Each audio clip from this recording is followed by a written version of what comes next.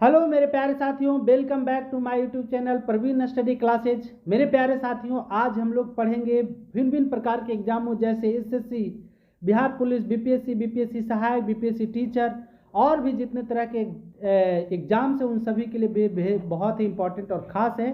तो मेरे प्यारे साथियों, यदि आप चैनल पर नए हैं तो चैनल को सब्सक्राइब कर दीजिए, साथ ही साथ बेल आइकन को भी प्रेस कर दीजिए और दोस्तों को शेयर करना न भूलिए। मेरे प्यारे साथियों, आज हम लोग पढ़ेंगे 35 प्रश्नों का एक सुंदर प्रैक्टिस सेट, बहुत इंपॉर्टेंट और खास है। बहुत सारी जानकारी आपको मिलने वाली है। तो चैनल पर नए हैं तो चैनल को जरूर सब्सक्राइब कर दीजिए, इसमें कोई कोताही मत बरतिए। चलिए बाकी हम लोग एक एक करके सारे प्रश्नों को देखेंगे। कौन कौन से प्रश्न हैं, बहुत ही इंपॉर्टेंट और ख़ास है, किसी न किसी एग्जाम में पूछे हुए प्रश्न हैं। तो मेरे प्यारे साथियों, आप चलिए पहले प्रश्न से बनाते हैं। और पहला प्रश्न है, कहता है कि निम्नलिखित में से कौन सा एंजाइम मानव शरीर में स्टार्च के पाचन से संबंधित है? कैप्सिन, लाइपेज, एमाइलेज या इंसुलिन। तो मानव शरीर में कौन सा जो है एंजाइम जो है, मानव शरीर में कौन सा एंजाइम स्टार्च के पाचन से संबंधित है? तो इस प्रश्न का सही जवाब होगा एमाइलेज।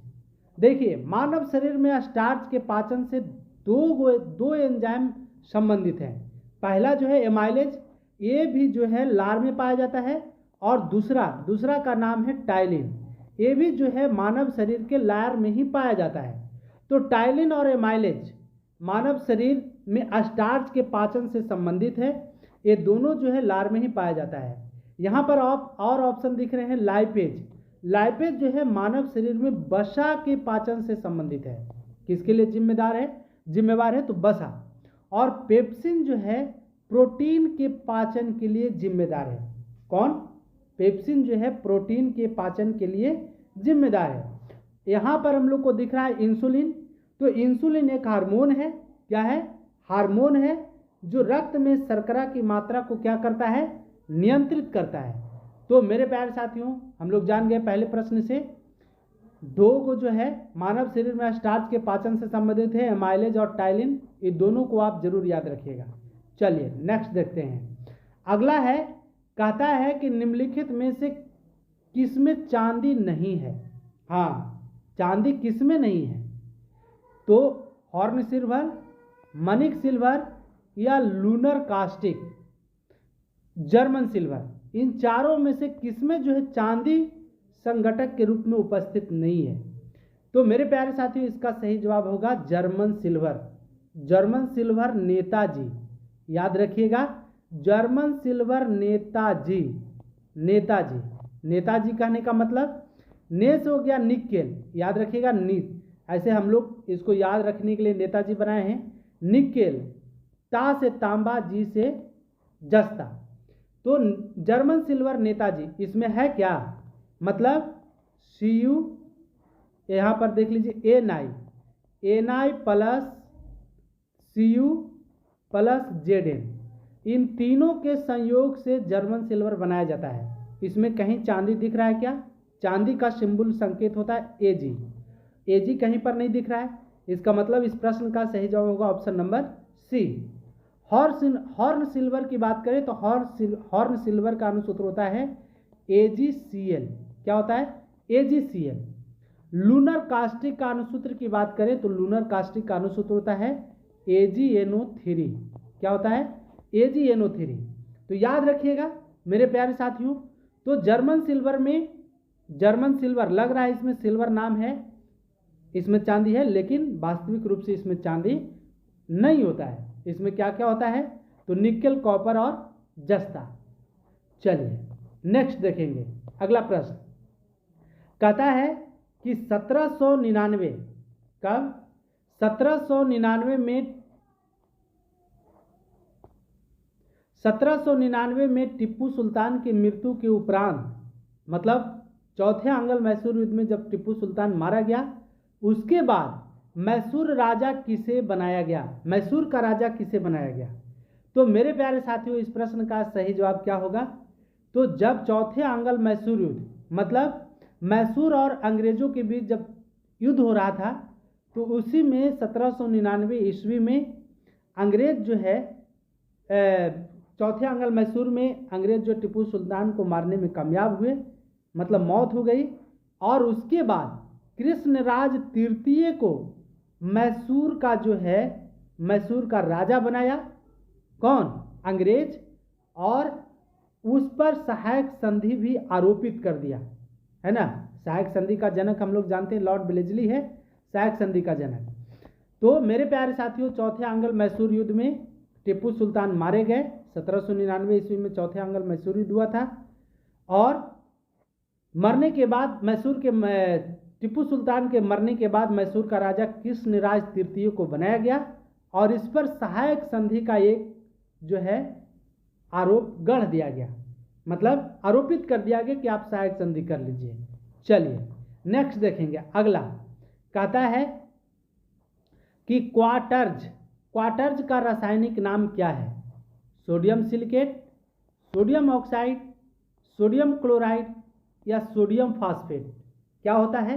क्वार्टर्ज का रासायनिक नाम। तो मेरे प्यारे साथियों, इन चारों ऑप्शन में से कोई भी जो है क्वार्टर्ज का सही रासायनिक नाम नहीं है। तो क्वार्टर्ज का रासायनिक नाम होता क्या है? क्वार्टर्ज, जिसको स्फटिक के नाम से भी जाना जाता है। क्या नाम से? स्फटिक के नाम से भी क्वार्टर्ज को जाना जाता है। तो क्वार्टर्ज का सही अनुसूत्र होता है SiO2, silicon dioxide. Silicon dioxide यदि होता तो हम इसमें सही ऑप्शन लगाते, लेकिन SiO2 कहीं पर नहीं दिख रहा है, सिलिकॉन डाइऑक्साइड, इसलिए इस प्रश्न का सही जवाब होगा SiO2। आप एक्स्ट्रा याद रखिए, सिलिकॉन डाइऑक्साइड SiO2। इसका रासायनिक नाम हम लोग समझ गए, सिलिकॉन डाइऑक्साइड हो गया SiO2। इसका इस्तेमाल जो है प्रायः घड़ी बनाने में किया जाता है, मतलब क्वार्टर्ज का उपयोग जो है घड़ी बनाने में किया जाता है। चलिए नेक्स्ट देखेंगे। अगला कहता है, अगला प्रश्न है कि प्रत्येक राज्य से राज्यसभा के लिए चुने जाने वाले सदस्यों की संख्या किस अनुसूची द्वारा निर्धारित की जाती है? प्रत्येक राज्य से राज्यसभा के लिए चुने जाने वाले सदस्यों की संख्या किस अनुसूची द्वारा निर्धारित की जाती है? तो मेरे प्यारे साथियों, इस प्रश्न का सही जवाब क्या होगा? चौथी अनुसूची। आप याद रखिएगा, SPORT, स्पॉट, है ना। SPORT, S से हो गया स्टेट, प्रथम अनुसूची में स्टेट का वर्णन है।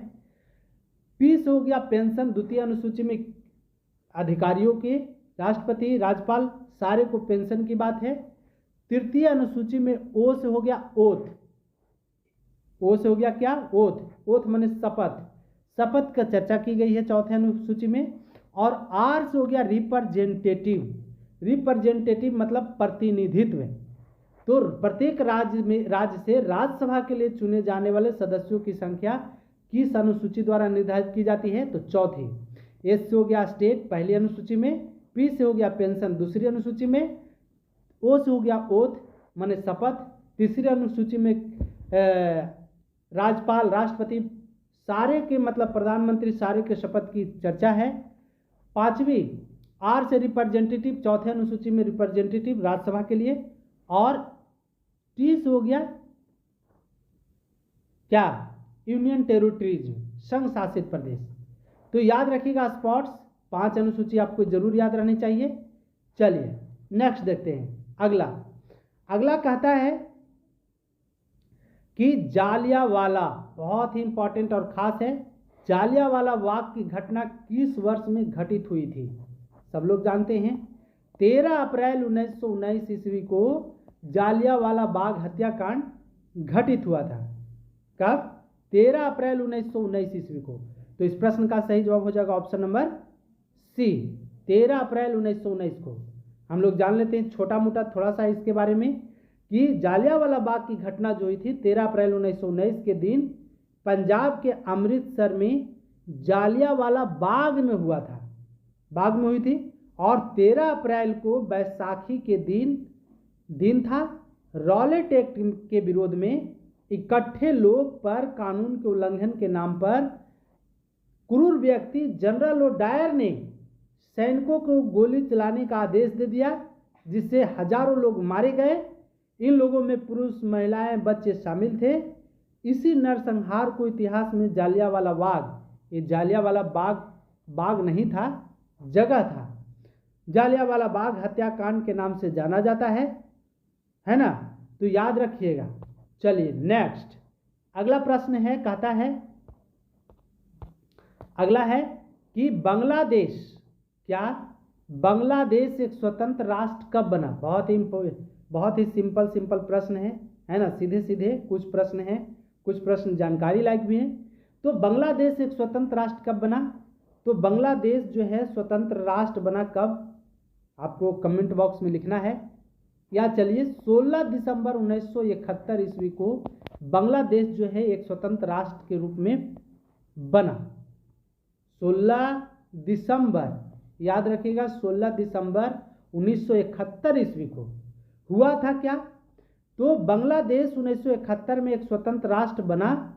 1971 से पूर्व जो है, 1971 से पहले यह पाकिस्तान का हिस्सा था। मतलब बांग्लादेश जो था पाकिस्तान का हिस्सा था, जिसे पूर्वी पाकिस्तान के नाम से जाना जाता था। 1971 ईस्वी में आज़ादी के लिए पूर्वी पाकिस्तान में आंदोलन, मुक्ति संग्राम चलाया गया। पाकिस्तान ने आंदोलन को कुचलने का प्रयास किया, लेकिन कुचलने के लिए ऑपरेशन सर्चलाइट चलाया था। ऑपरेशन सर्चलाइट के तहत कुचलने का प्रयास किया, सैन्य कार्यवाही की, लेकिन जवाब में बांग्लादेश की मदद हमारा सूरवीर भारत ने किया। कौन? भारत ने किया, और सेना भेजकर अंततः 16 दिसंबर 1971 ईस्वी को बांग्लादेश को आज़ाद कराया। भारत पाकिस्तान पर अपनी इस जीत को, मतलब जो भारत जो है पाकिस्तान पर अपनी जीत को प्रति वर्ष विजय दिवस के रूप में मनाता है। किस दिवस के रूप में? विजय दिवस के रूप में। चलिए मेरे, है ना, तो मेरे प्यारे साथियों, यदि आप चैनल पर नए हैं तो चैनल को जरूर सब्सक्राइब कर दीजिए, साथ ही साथ बेल आइकन को भी प्रेस कर दीजिए और दोस्तों को शेयर करना न भूलिए। चलिए अब नेक्स्ट प्रश्न देखते हैं। निम्नलिखित में से कौन सा आनुवांशिकता रूपांतरित खाद्य पादप है?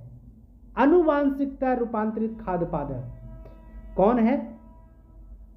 आपको इसका जवाब देना है। तो रूपांतरित खाद्य पादप कौन है इनमें से?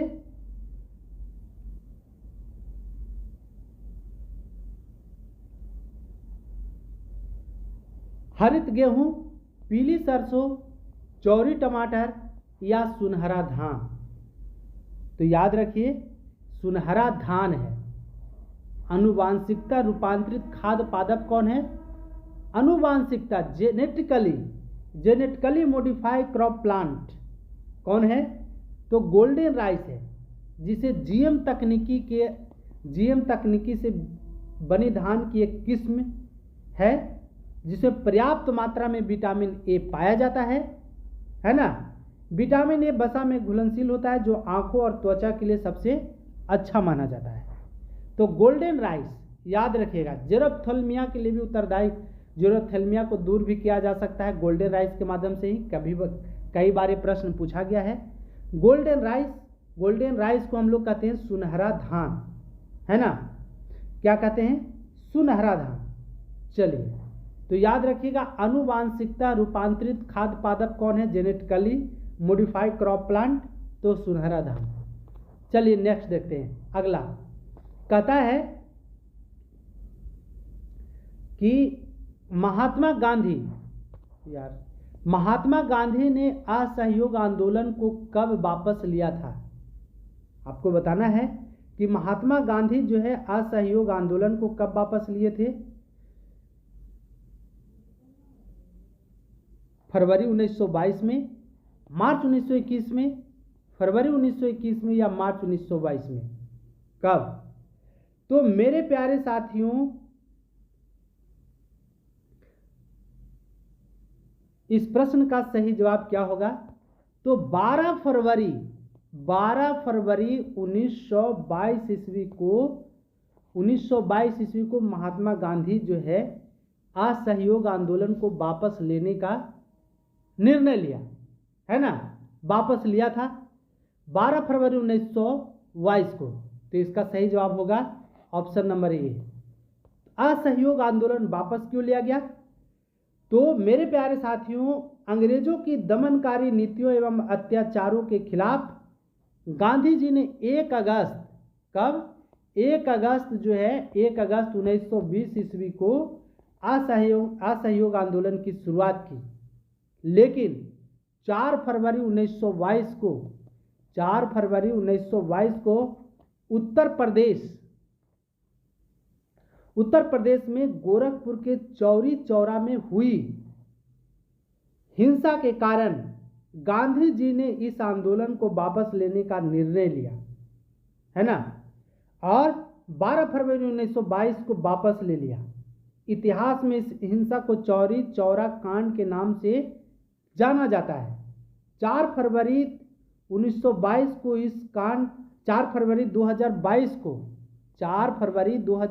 को इस कांड का पूरे 100 साल पूर्ण हुए थे और प्रधानमंत्री मोदी जी जो है एक डाक टिकट जारी किए थे। तो याद रखिएगा, तो चौरी चौरा कांड कब हुआ था? 5 फरवरी 1922 को हुआ था। असहयोग आंदोलन शुरू कब किया गया? 1 अगस्त 1920 को। असहयोग आंदोलन वापस कब लिया गया? तो 12 फरवरी 1922 ईस्वी को। याद रखिएगा। चलिए नेक्स्ट देखते हैं। अगला कहता है कि जहां आरा, कौन? जहां आरा द्वारा लिखित शेख मुइनुद्दीन चिश्ती की जीवनी है। मतलब कौन जो है जहां आरा के द्वारा जीवनी लिखा गया था? किनका? शेख मुइनुद्दीन चिश्ती का। तो मेरे प्यारे साथियों, इस प्रश्न का सही जवाब कौन होगा? मुनीस अल अरवा जो है शेख मुइनुद्दीन चिश्ती के जीवन से संबंधित है। शेख मुइनुद्दीन चिश्ती का जीवनी जो है जहां आरा के द्वारा लिखा गया, मुनीस अल अरवा के नाम से लिखा गया। तो जहां आरा थी कौन? तो जहां आरा जो थी शाहजहां की बेटी। कौन थी? शाहजहां की बेटी थी और शेख मुइनुद्दीन चिश्ती की जीवनी मुनीस अल अरवा की रचना की। शेख मुइनुद्दीन चिश्ती जो थे ईरान के निवासी थे। कहाँ के? ईरान के निवासी थे। तो इस प्रश्न से इतना ही, बहुत इंपॉर्टेंट और ख़ास है, याद रखिएगा। मुनीस अल अरवा जो है शेख मुइनुद्दीन चिश्ती का बायोग्राफी है। ऑटोबायोग्राफी नहीं, बायोग्राफी। बायोग्राफी वो होता है जो किसी दूसरे के द्वारा लिखा जाता है, याद रखिएगा। और ऑटोबायोग्राफी जो होता है खुद अपना कोई व्यक्ति जीवनी स्वयं लिखता है। चलिए नेक्स्ट कहता है कि जोग जलप्रपात स्थित है किस नदी पर?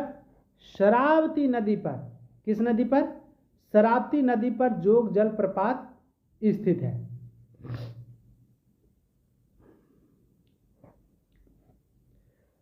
तो याद रखिएगा, जोग जलप्रपात जो है शरावती नदी पर स्थित है। चलिए नेक्स्ट देखेंगे। अगला, भाखड़ा नांगल क्या है? भाखड़ा नांगल बांध किस नदी पर बना है?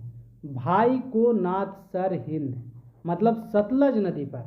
भाई को नाथ, भाखड़ा नांगल, इडकी, भाई को कोल्डैम, नाथपा झकरी,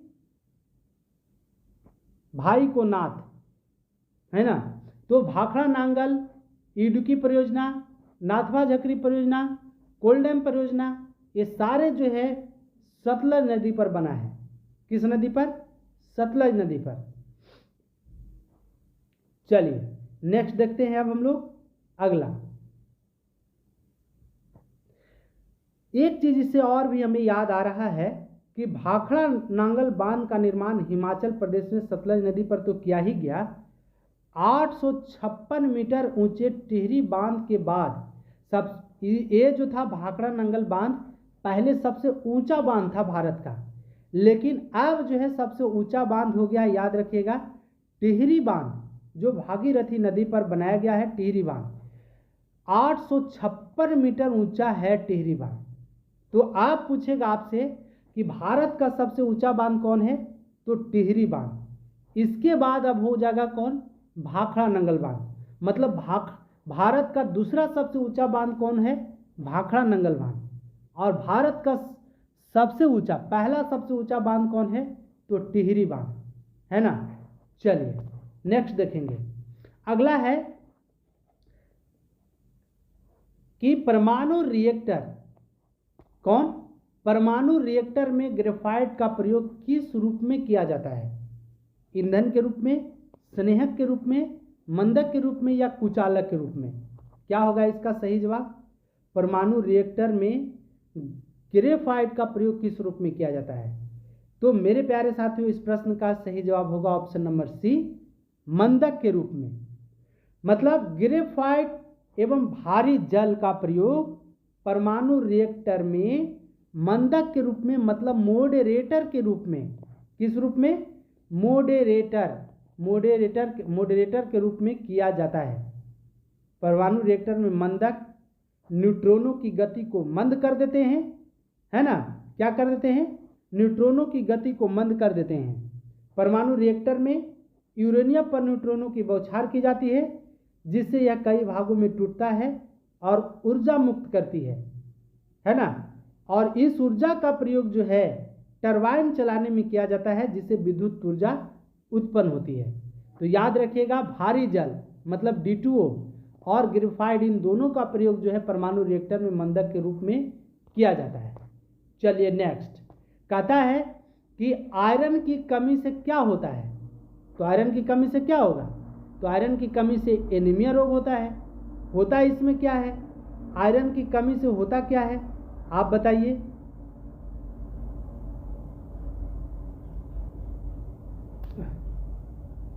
आयरन की कमी से होगा क्या, तो एनीमिया। इसमें क्या होता है कि शरीर में पानी जम जाता है और ऑक्सीजन का जो है पूर्ति ठीक ढंग से शरीर में नहीं हो पाता है, जिससे जो है आदमी का सांस फूलता है। क्या होता है, सांसें फूलता है। तो आयरन की कमी से क्या होता है, एनीमिया होता है। नेक्स्ट, अब अगला आपको बताना है कि भूमध्य रेखा कौन सा है, भूमध्य रेखा निम्नलिखित में से किस देश के मध्य से नहीं गुजरती है। तो आपको बताना है कि भूमध्य रेखा जो है निम्नलिखित में से किस देश से होकर नहीं गुजरती है ना। कमेंट बॉक्स में आपको जरूर लिखना है किस किस देश से होकर गुजरती है, ये भी आपको बताना है। तो मेरे प्यारे साथियों, चलिए हम ही आपको इसको बताते हैं कि भूमध्य रेखा जो है हमारे प्यारे भारत से होकर नहीं गुजरती है। बाकी ब्राज़ील है, सोमालिया है, केनिया है, ये सारे देशों से होकर गुजरती है। मतलब 13 देशों से होकर भूमध्य रेखा गुजरती है। 13 देश, 3 महाद्वीप और 3 जल निकायों से होकर भूमध्य रेखा गुजरती है, जिसमें जो है 13 देश कौन कौन है, इक्वाडोर है, कोलंबिया है, ब्राज़ील है, Sao Thome, Principe, Gabon, Republic of Congo, Uganda, Kenya, Somalia, Maldives, Indonesia और किरिबाती। ये 13 देश जो है इन सभी से होकर के भूमध्य रेखा गुजरती है, जबकि भारत से होकर नहीं गुजरती है। चलिए नेक्स्ट देखेंगे। और यदि आपको कर्क रेखा पर कौन सा देश स्थित है, मकर रेखा पर कौन सा देश स्थित है, भूमध्य रेखा पर कौन कौन सा देश स्थित है, यदि आपको ये सारी चीज़ें याद नहीं है तो हमारे ट्रिक्स एंड टिप्स जो है प्लेलिस्ट बना हो, उसमें जा कर के इन सारी बातों को आप आसानी से सीख सकते हैं। चलिए मेरे प्यारे साथियों, यदि आप चैनल पर नए हैं तो चैनल को सब्सक्राइब कर दीजिए, साथ ही साथ बेल आइकन को भी प्रेस कर दीजिए और दोस्तों को शेयर करना ना भूलिए। चलिए आगे देखते हैं अगला प्रश्न। अगला क्या है, कहता है कि यहां पर दिया हुआ है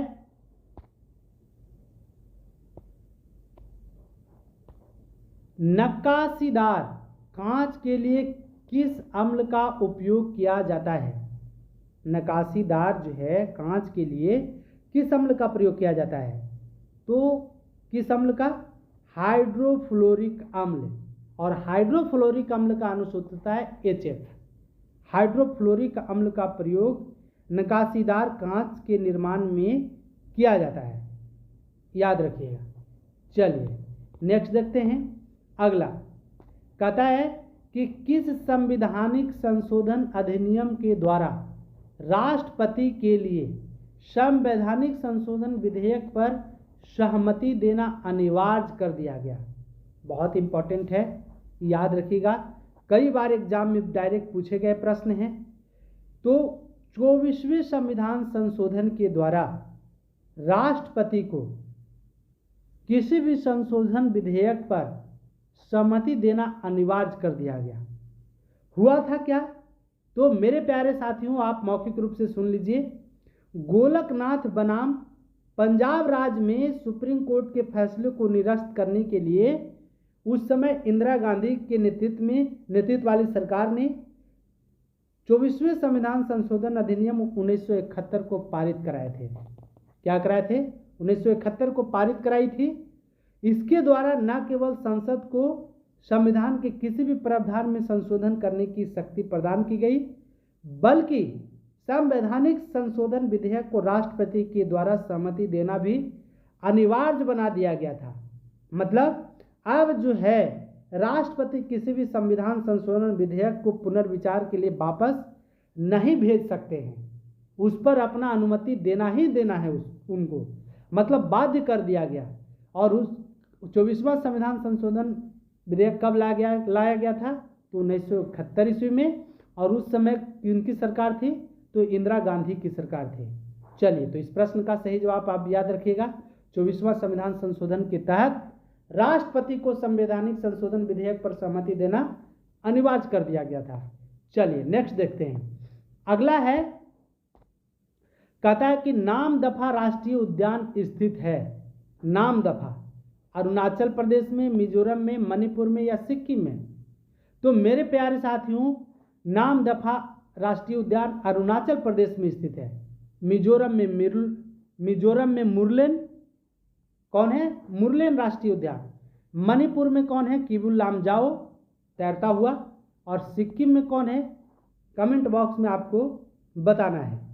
चलिए, मणिपुर में और सिक्किम में। चलिए नेक्स्ट देखते हैं।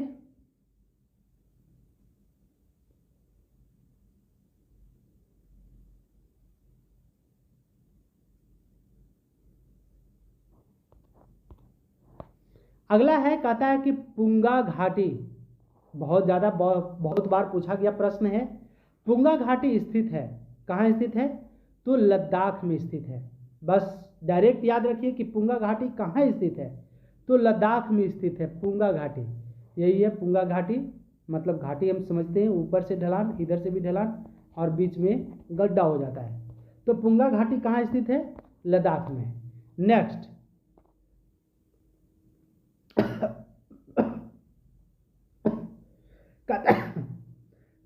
कहता है कि मुर्रा नस्ल है, पूछा हुआ प्रश्न है। तो मुर्रा नस्ल किसका है? भैंस की। मुर्रा भैंस की प्रजाति है, और यह जो है मुर्रा नस्ल जो है अविभाजित पंजाब का पशु है, मतलब जिसमें विभाजन नहीं हुआ था, किंतु अब दूसरे प्रांत व देशों में भी, इटली, बुल्गारिया, मीरन में भी पाई जाती है। हरियाणा में इसे काला सोना भी कहा जाता है। किसको? मुर्रा को काला सोना। इसके दूध में वसा बहुत मात्रा में मिलती है। कितना परसेंट? लगभग 7% फैट इसके दूध में मिलता है। और मुर्रा को हरियाणा में काला सोना के नाम से भी जाना जाता है। चलिए नेक्स्ट देखते हैं। कहता है कि 1946 में भारत आए कैबिनेट मिशन में कितने सदस्य थे? 1946 में भारत में आए कैबिनेट मिशन में कितने सदस्य थे? तो 3 सदस्य। कौन कौन? एवी अलेक्जेंडर, पैथिक लॉरेंस और स्टेफोर्ड क्रिप्स। कौन कौन? स्टेफोर्ड क्रिप्स, एवी अलेक्जेंडर और पैथिक लॉरेंस, 3 सदस्य थे। चलिए नेक्स्ट देखते हैं। कहता है कि निम्नलिखित में से कौन सा अकबर के काल का भूमि का वर्गीकरण नहीं है? कौन सा जो है अकबर के काल का भूमि का वर्गीकरण नहीं है? तो मेरे प्यारे साथियों, अकबर के समय में 4 प्रकार के भूमि का वर्णन मिलता है। पोल्ज भूमि, पड़ौती नहीं, परती भूमि, बंजर भूमि, और एक और था जिसका नाम था चाचर। क्या था? चाचर। 4 प्रकार के भूमि का वर्णन था। चाचर, चौथा था चाचर। पोल्ज, परती, बंजर और चाचर, ये 4 प्रकार के भूमि का वर्णन मिलता है अकबर के टाइम में। जरिया नहीं मिलता था। जरिया नाम का कोई भूमि का वर्गीकरण उस टाइम नहीं था अकबर के टाइम में। तो पोल्ज क्या होता था? तो अकबर के टाइम में पोल जो होता था, इस पर लगातार फसल उपजाई जाती थी। मतलब एक फसल काटने के बाद दूसरी फसल पोल्ज वाली भूमि पर बो दिया जाता था। पड़ौती मतलब परती, इसको कहते हैं परती, याद रखिएगा परती। परती जो भूमि था, कौन? परती जो भूमि था उस कई सालों तक, मतलब 2-4 सालों तक परती रहता था। बंजर भूमि, बंजर भूमि जिस पर 5 वर्ष या उससे ज़्यादा तक की खेती नहीं हो, वो बंजर भूमि था। और चाचर भूमि, चाचर भूमि जो 3-4 साल 3-4 वर्षों तक खाली रही हो, उसे चाचर भूमि कहते थे। तो ये वो केवल जो है अकबर के टाइम में यही ज़्यादा कामयाब था, पोल भूमि, मतलब एक फसल काटने के बाद दूसरी फसल इसमें लगा दिया जाता था। तो इस प्रश्न का सही जवाब क्या हो जाएगा? ऑप्शन नंबर डी, जरिया। नेक्स्ट कहता है कि कौन जो है इनमें से निम्न में से कौन सी धातु केवल परावैंगनी तरंगों की प्रतिक्रिया पर अपने पृष्ठ से इलेक्ट्रॉन उत्सर्जित करती है? तो इसका सही जवाब क्या होगा? तो मेरे प्यारे साथियों, इसका सही जवाब होगा ऑप्शन नंबर सी, जिंक। कौन सी धातु केवल परावैंगनी तरंगों की प्रतिक्रिया पर अपने पृष्ठ से इलेक्ट्रॉन उत्सर्जित करती है? तो जिंक करती है। जिंक ही नहीं, और भी ऐसे कई तत्व हैं। जिंक है, कैडमियम है मतलब Cd, कैडमियम है, मैग्नीशियम है Mg, और भी है कुछ धातुएं जो जिंक, कैडमियम और मैग्नीशियम, ये सारे धातुएं जो है इसके पृष्ठ पर जब परावैंगनी किरणें की तरंगें पड़ती है तो इससे इलेक्ट्रॉन उत्सर्जित होती है। तो याद रखिएगा, कैडमियम, जिंक और मैग्नीशियम। तो इस प्रश्न का सही जवाब हो जाएगा ऑप्शन नंबर सी। तो मेरे प्यारे साथियों, ये तो थे आपके लिए मोस्ट इम्पॉर्टेंट बहुत सारे प्रश्न जो डायरेक्ट एग्जाम में कहीं ना कहीं आपको देखने को मिलते हैं। चलिए अगला देखते हैं, अवध राज का अंतिम शासक कौन था? तो अवध राज का अंतिम शासक कौन था? बाजिद अली शाह। तो इस प्रश्न का सही जवाब कौन हो जाएगा? Option number A. अवध के अंतिम नवाब थे कौन? बाजिद अली शाह। 1856 में कुशासन के आधार पर लॉर्ड डलहौजी जो है उन्हें गद्दी से उतारकर अवध को कंपनी के साम्राज्य में विलय कर लिया था। और बाजिद अली शाह की मृत्यु जो है 1887 ईस्वी में हो गई थी। तो याद रखिएगा, अवध राज का अंतिम शासक कौन था? बाजिद अली शाह। लॉर्ड डलहौजी जो है इसको कुशासन का आरोप लगा करके अपने में मिला लिया था, विलय कर लिया था। चलिए नेक्स्ट देखेंगे, कहता है कि भारत में मीठे पानी की सबसे बड़ी झील। तो भारत में मीठे पानी की सबसे बड़ी झील हम लोग जानते हैं कौन है? भारत में मीठे पानी की सबसे बड़ी झील तो बूलर झील। और खारे पानी की सबसे बड़ी झील चिल्का झील। बूलर झील कहाँ है? जम्मू कश्मीर में, और चिल्का झील उड़ीसा में है। चलिए आगे देखेंगे, अगला है, कहता है कि लोकसभा में विपक्ष का नेता बनने के लिए कम से कम सदन की कुल सीटों का कितना हासिल होना चाहिए? कितना हासिल करेगा तब जो है विपक्ष का नेता वो बन सकता है, अन्यथा उन्हें विपक्ष की मान्यता नहीं दी जाएगी। तो कितना आपको कमेंट बॉक्स में हमको लिखना है ना, कि कितना जो है उनको सीटें चाहिए ताकि जो है वो विपक्ष में बैठ सके। तो मेरे प्यारे साथियों, इस प्रश्न का सही जवाब क्या होगा? 1/10। 1/, कितना? 10। 1/10 होना चाहिए विपक्ष में बैठने के लिए। मतलब 545 है, तो 545 का 10% निकाल लीजिए, मतलब 54। लगभग 55 सीट आनी चाहिए, तभी कोई भी पार्टी को विपक्ष का दर्जा दिया जा सकता है।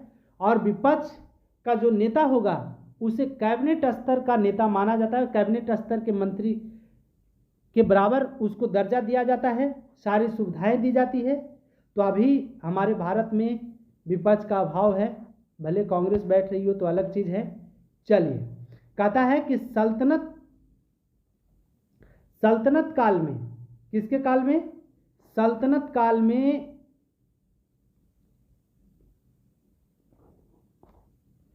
सल्तनत काल के दौरान दीवाने अर्ज विभाग था। क्या था? दीवाने अर्ज विभाग सल्तनत काल में। तो मेरे प्यारे साथियों, सल्तनत काल में जो है दीवाने अर्ज था क्या? सैन्य विभाग। सल्तनत काल के दौरान दीवान ए अर्ज सैन्य विभाग का प्रमुख था।